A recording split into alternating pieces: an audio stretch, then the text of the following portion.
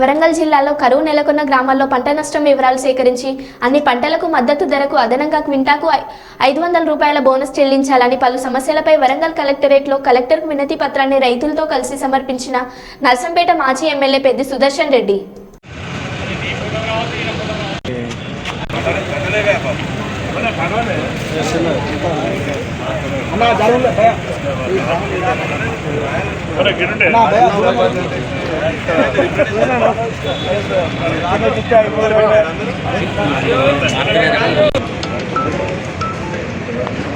మిత్రులందరికీ నమస్కారం.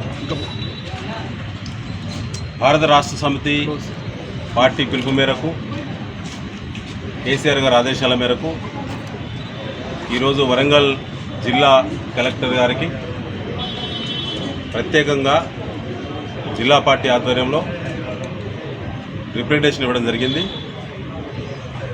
కాంగ్రెస్ ప్రభుత్వం వచ్చి 100 రోజులు మాత్రమే దాటింది, కానీ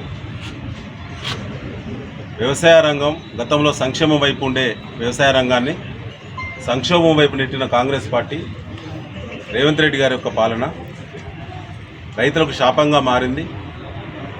అవగాహన లేమితో ప్రాజెక్టులలో నీళ్లున్నాయని కాసేపు, నీళ్లు సరిపోతలేవని కాసేపు, షెడ్యూల్ ఇచ్చి కూడా పంటలు వేసుకున్న తర్వాత సరిపడా నీళ్ళు ఇవ్వక రైతులను అరిగోస పెడుతున్నటువంటి తీరుకు నిరసిస్తూ వెంటనే ఎండిపోతున్నటువంటి పంటలను సర్వే చేయించి ఎకరాకు 25,000 రూపాయల నష్టపరిహారం వెంటనే చెల్లించాలని. ఎందుకంటే ప్రకృతి వైపరీత్యాల దృష్ట్యా గతంలో ఇదే సందర్భంగా గతంలో ముఖ్యమంత్రిగా కేసీఆర్ గారు ఉన్నప్పుడు, బీఆర్ఎస్ పార్టీ పాలన ఉన్నప్పుడు ఇదే జిల్లాకు కేసీఆర్ గారు ఉగాది తెల్లారి కొత్త సాల్ నాడు 103 డిగ్రీల జ్వరంతో వచ్చి రైతులను ఓదార్చిన విషయం మీకు తెలియదు కాదు. ఆ సందర్భంగా ఎకరాకు 10,000 రూపాయల నష్టపరిహారం చెక్కుల రూపంలో రాజకీయాలకు అతీతంగా అందరూ రైతులకు కూడా అందించిన ఘనత ఇలా కేసీఆర్ గారి ప్రభుత్వానికి దక్కింది.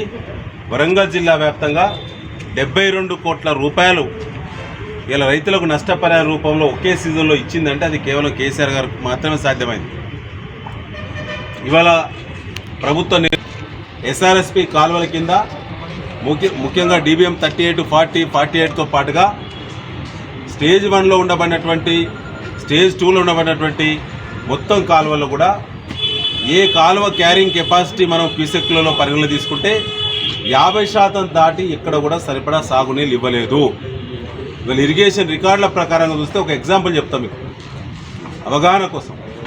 DBM 38 అతిపెద్ద కెనాల్ తెలంగాణ రాష్ట్రంలో ఎస్ఆర్ఎస్పి కింద మొత్తం ఉన్నటువంటి అతిపెద్ద డిస్ట్రిబ్యూటరీ మెయిన్ DBM 38 ఈసుగొండ నుంచి మొదలుకుంటే భూపాలపల్లి చిట్యాల వరకు అందుకుతాండ వరకు ఉంటుంది. అది టేలెంట్ 925 క్యూసెక్ల కెపాసిటీ గల క్యారింగ్ కెపాసిటీ గల DBM 38లో 470 క్యూసెక్లు దాటలేదు ఈ సీజన్ మొత్తం కూడా. నిన్నగాక మొన్న 31 నాడు LMD నుంచి కాకతీయ కెనాల్లో వరంగల్ జిల్లాకు వచ్చేటువంటి నీళ్లను బంద్ పెడుతున్నామని చెప్పి 31వ తేదీ నాడు అధికారికంగా ప్రభుత్వం ప్రకటన చేసింది రాతపూర్వకంగా. ఇప్పుడు పంటలు మన ఈస్ట్ వరంగల్లో, మొత్తం రాష్ట్రంలో ఈస్ట్ వరంగల్లో ఎండాకాలం పంట, యాసంగి పంట లేట్ ప్లాంటేషన్, లేటు మనకు స్టేట్ షెడ్యూల్కు 45 రోజులు లేట్ ఉంటుంది మన ఈస్ట్ వరంగల్ మొత్తం రైతులందరూ కూడా.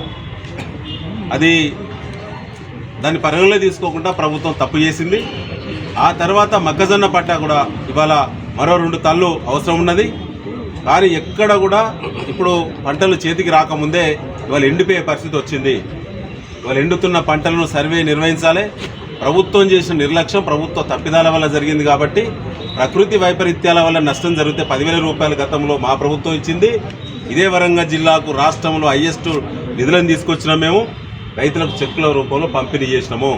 ఇవాళ ప్రభుత్వం చేసిన తప్పు, కాంగ్రెస్ పార్టీ చేసిన తప్పు, అవగాహన లేమితో, లౌక్యం లేక, బుద్ధి లేక తప్పుడు ప్రకటనలు చేసి రైతులను మోసం చేసింది. కాబట్టి తప్పు కింద ఇవాళ రైతులకు జరిగిన పెట్టుబడి కూడా నష్టం జరిగింది. కాబట్టి పంట ఏదైనా ఎకరాకు 25,000 రూపాయలు నష్టపరిహారం చెల్లించాలని ఇవాళ జిల్లా కలెక్టర్ గారికి వినతి పత్రం సమర్పించడం జరిగింది. అది కాకుండా ఇవాళ బోనస్ కాంగ్రెస్ పార్టీ మేనిఫెస్టో బుక్లో 8వ పేజీలో చాలా స్పష్టంగా ఏ పంటకి ఎంత బోనస్ కల్పిస్తాం, మద్దతు ధర ప్లస్ బోనస్ అని చెప్పి ఇలా ప్రభుత్వంలోకి వచ్చిన తర్వాత ఇవాళ ఎగనామం పెట్టింది. ఎన్నికలైన వెనువెంటనే అప్పటికే మనకు వానాకాలం పంట చేతికొచ్చింది. Paddy procurement centre civil supplies department ఆధ్వర్యంలో కలెక్టర్ గారి నేతృత్వంలో కొనుగోలు జరుగుతున్న సందర్భంగా ప్రభుత్వం కొత్తగా వచ్చిందని చెప్పి ఆ సీజన్ గత సీజన్ను రైతులు కోల్పోయిన బోనసు. వరంగల్ జిల్లాకు సంబంధించి విస్తీర్ణాన్ని పరిగణలో తీసుకుంటే పోయిన వానాకాలం కేవలం ఒక వరి పంట గురించి ఒక మాట ఎగ్జాంపుల్ మీతో షేర్ చేసుకుంటాను. ఒక వరి పంట సంబంధించి మొత్తం 146 కోట్ల రూపాయల బోనస్ రైతులు లాస్ అయ్యిండ్రు. ఇవాళ మళ్ళీ ఎండాకాలం పంట చేతికొచ్చింది, యాసింగ్ పంట చేతికొచ్చింది. ఇప్పుడు పీపీసీ సెంటర్లు మనం ఫస్ట్ నుంచి ప్రారంభించడానికి civil supplies department commission of civil supplies circular జారీ చేయడం జరిగింది. కాబట్టి ఇవాళ పంట వేసుకోవడం, పంట మొత్తం కూడా వచ్చిన దిగుబడి మొత్తం కూడా ప్రొక్యూర్మెంట్ సెంటర్లకే, కేంద్రాల దగ్గరికే తీసుకొచ్చి రైతులు అమ్ముకోవడం అనేది జరగదు. కాబట్టి కొంతమంది మిల్లర్లకు అమ్ముతారు, కొంతమంది మధ్యలో బ్రోకర్లకు అమ్ముతారు, మధ్యలో మిడిల్ పర్సన్స్కి అమ్ముతారు. కాబట్టి ప్రతి రైతు ఎన్ని ఎకరాలు పంట పండించిండో ఇలా మరి వ్యవసాయ శాఖ దగ్గర క్రాప్ బుకింగ్ పోర్టల్లో నమోదై ఉన్నది రైతుల వివరాలు. కాబట్టి సన్నధాన్యం అయితే ఎన్ని క్వింటాలు వస్తుంది ఒక ఎకరానికి, దొడ్డు ధాన్యం అయితే ఎంత వస్తుంది, మొత్తం ఇంటూ 500 రూపాయల చొప్పున రైతు ఖాతాలో రైతు బంధు ఎట్లయితే ఆన్లైన్లో వేసే పద్ధతి ఉందో అదే పద్ధతిలో క్రాప్ బుకింగ్ పోర్టల్ను పరిగణలో తీసుకొని ప్రతి రైతు వివరాలను సేకరించి 500 రూపాయల బోనస్ వెనువెంటనే చెల్లించాలని చెప్పి ఇలా బీఆర్ఎస్ పార్టీ డిమాండ్ చేస్తూ ఉన్నది.